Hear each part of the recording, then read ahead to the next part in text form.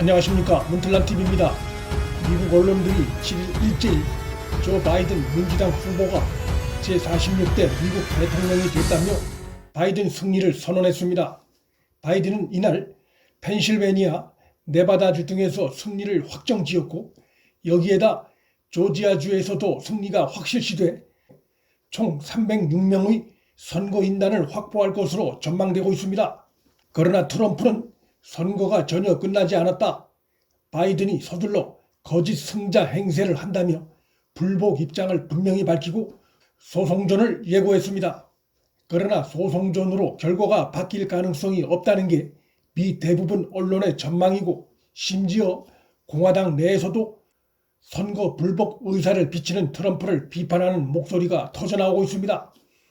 바이든의 승리를 축하하는 목소리가 미국 안팎에서 커지고 있는 가운데, 트럼프의 패배를 누구보다 반기고 기다리는 이들의 목소리가 미국 내에서 들리고 있습니다. 바로 미국의 연방 검사들을 비롯한 법조계 인사들입니다. 트럼프가 지난달 유세에서 대선에서 지면 아마도 나는 이 나라를 떠나야 할 것이다, 여러분은 나를 다시 보지 못하게 될 것이라고도 했습니다. 이 발언에 대해 미 언론들은 지지층 결집을 노린 발언만은 아닐 것이란 해석을 내놓았습니다.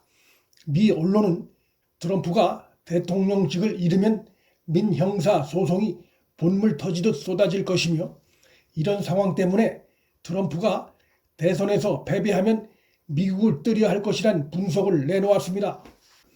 한국에도 대통령 문재인 퇴임 이후를 기다리는 검사들이 있다는 전망이 충분히 가능한 상황입니다. 수사가 청와대 비서실장 앞에서 멈춘 울산 선거 공작 사건의 경우, 그간의 수사 결과는 이 사건의 최정점에 자신의 30년 친구 송초로 당선을 바란 대통령 문재인이 있음을 강력히 시사하고 있습니다.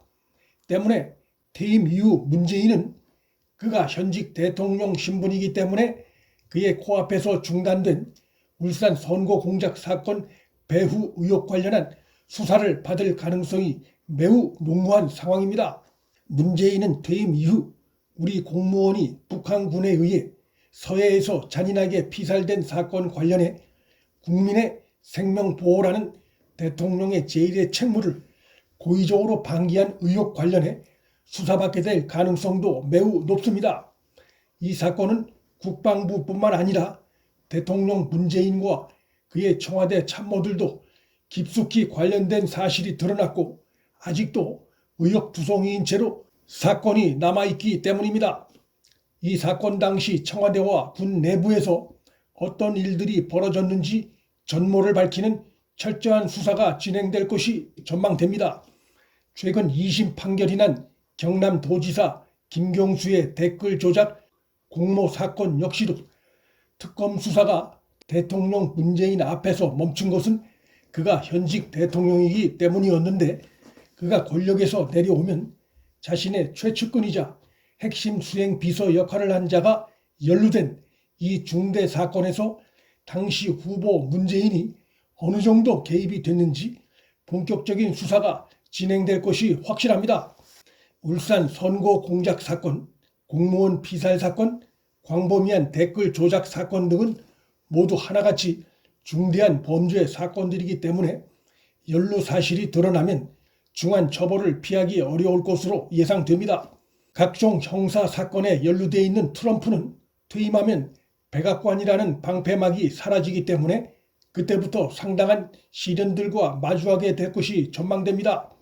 트럼프가 선거 패배가 드러났음에도 패배를 시인하지 않고 소송전으로 끌고 가려는 것은 감옥에 가지 않기 위해 백악관에서 순순히 물러나는 카드로 바이든 측에 자기 사면을 요구하는 거래의 기술을 쓰려는 것 아니냐는 추정까지 나오고 있습니다.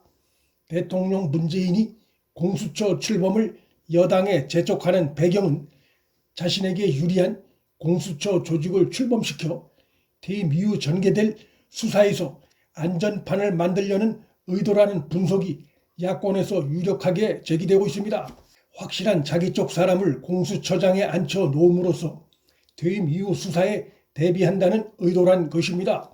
그러나 이 구상은 공수처장 후보 추천위에 국민의힘 위원이 2명이나 들어가 비토권을 확보하게 됨으로써 실현되기가 쉽지 않을 전망입니다.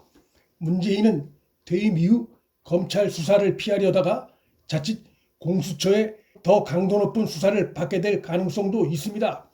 미 언론들은 미국의 지방검찰과 연방검찰이 트럼프 퇴임 이후에 대비해 그의 다양한 비리에 대해 그간 광범위하게 수사를 진행해 왔으며 상당한 단서도 확보한 상태라고 보도하고 있습니다.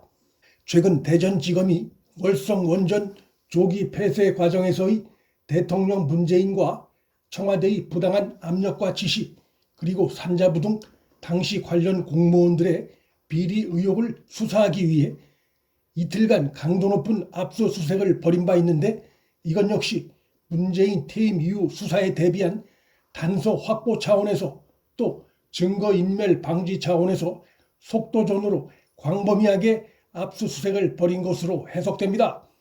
공수처가 여러 가지 이유로 수사를 맡기 어려운 경우 그 수사는 검찰로 넘어오기 때문에 검찰로선 수사에 대비하는 것은 당연한 것입니다.